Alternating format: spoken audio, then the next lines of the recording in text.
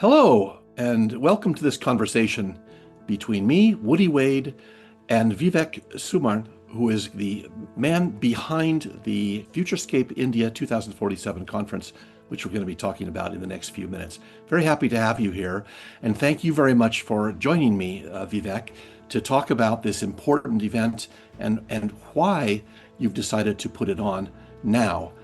Tell us, before we get into that, tell us a little bit about yourself. You've got many years of experience in this field of sustainable finance. And so you're very up to date on the status of the energy transition going on in India, which of course is not just one big transition, but many. And how exactly does your background fit into concept that you've put together for this big conference coming up on December the 4th and 5th? Hi, Woody, and hi, everyone. I'm Vivek Suman. Thank you very much for introducing me, Woody. I'm the CEO and founder of M&A Experts International Private Limited, based out of Bangalore, and a proud creator of ESG Mastery Institute, which has launched this two-day event in December 2025, 5th and 6th, to be exact. As you said, my experience, which is there in investment banking for the last 21 years, I worked in this space as a transaction advisor, CFO, and I have been in front row seat dealing and shaping industry and futures. My core passion is driving today next wave of business, where sustainability and smart finance coverage comes into play. As an advocate of ESG, Woody, specifically ESG investing, I believe real progress happens when we blend sharp strategy and human value together. Today, I'm very excited to sit with you and share my mission for this Futurescape 2047, which we are introducing as a two-day event in sustainability and sustainable finance, which we want to see would accelerate India transition to a global benchmark in sustainability through knowledge, collaboration, and transformative action. And let me just reiterate the dates, the 5th and 6th of December. I misspoke in the introduction. I'm sorry about that. But it is a two-day event, so that's the important thing. Over a couple of days, there will be a lineup of speakers to elucidate what's going on in their particular segments of the Indian economy in terms of a transition towards a more sustainable future. Isn't that right? Have I got the general gist correct? Yeah, absolutely. You're right. It's 5th and 6th of December, 2025. Right. Now, tell us about how you had the idea for this conference. Conference organizing is not something that the ESGPro Mastery Institute does on a daily basis, right?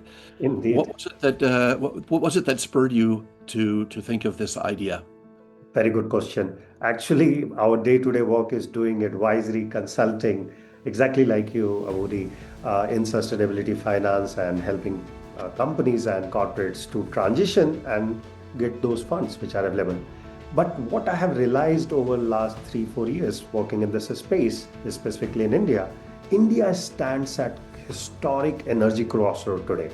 We are transiting from one of those energy system, which is now rudimentary and as well as not helping planet at all. This summit is all about navigating the risk and unlocking that growth potential for India, which we needed today in transitioning from fossil fuel driven energy mix to renewable, nuclear, hydrogen and innovative low carbon pathways.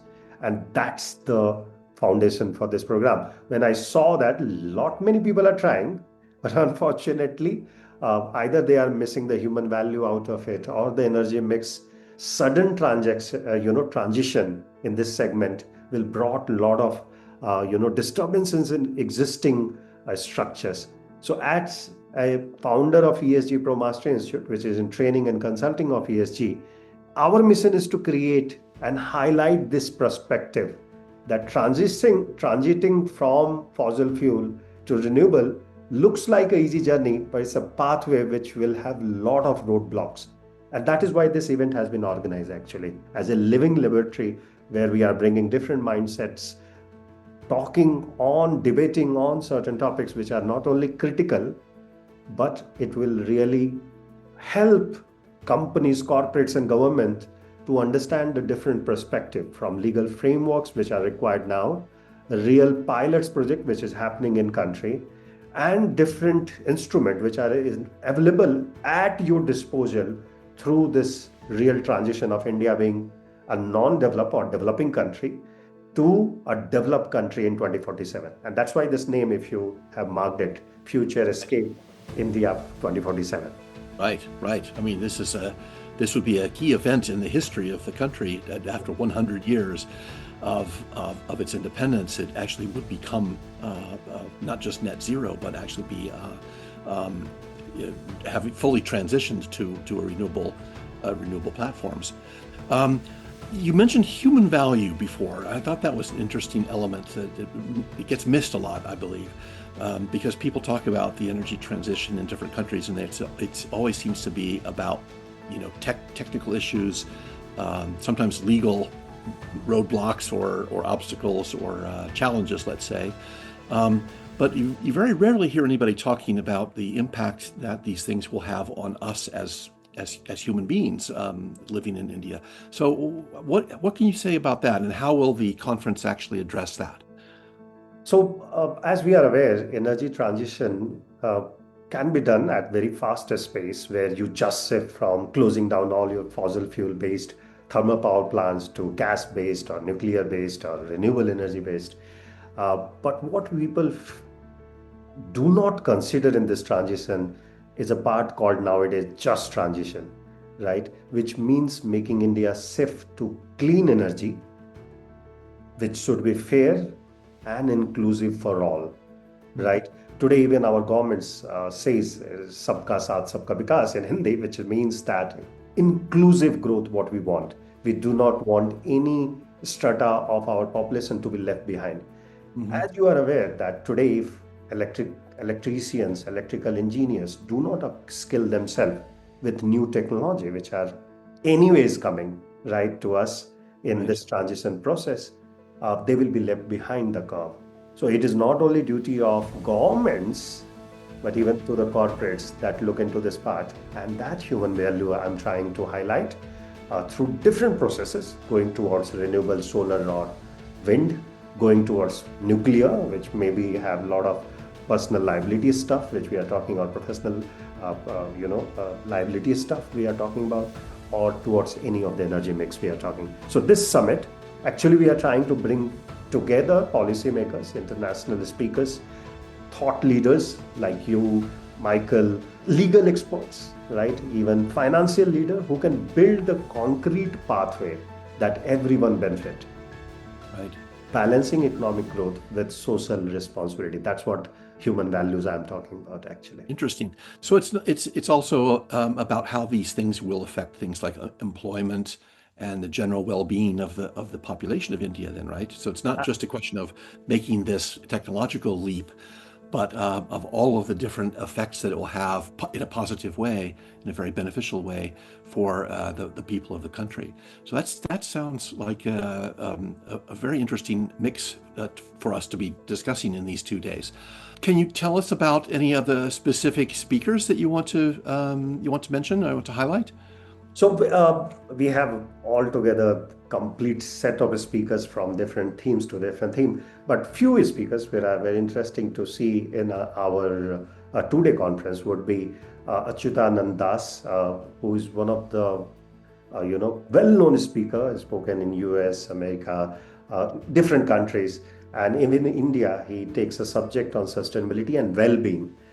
He is going to talk in our event about how a mindset is very important to create sustainable living apart from sustainable development.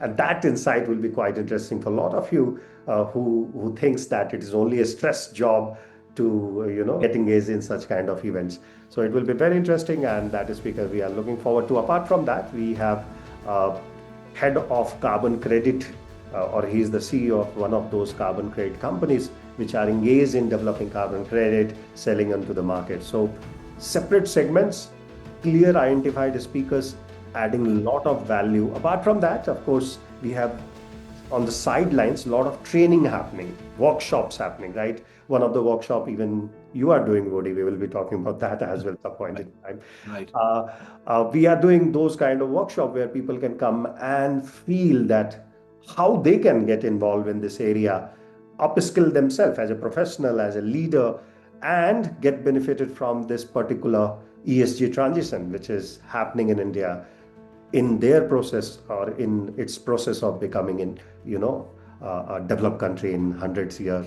of our independence. Right. Well, it sounds like the program actually covers quite a lot of the elements of this transition from all kinds of different interesting angles. Um, and just to remind everybody, it's actually taking place online and also in the physical world in Bangalore. Maybe you could tell us a little bit about where that's happening? Thank you. Yes, it is online and offline both mode, because there is a lot of training also happening. So a lot of people will be interested in those segments. So we kept it online and it will be live, broadcasted.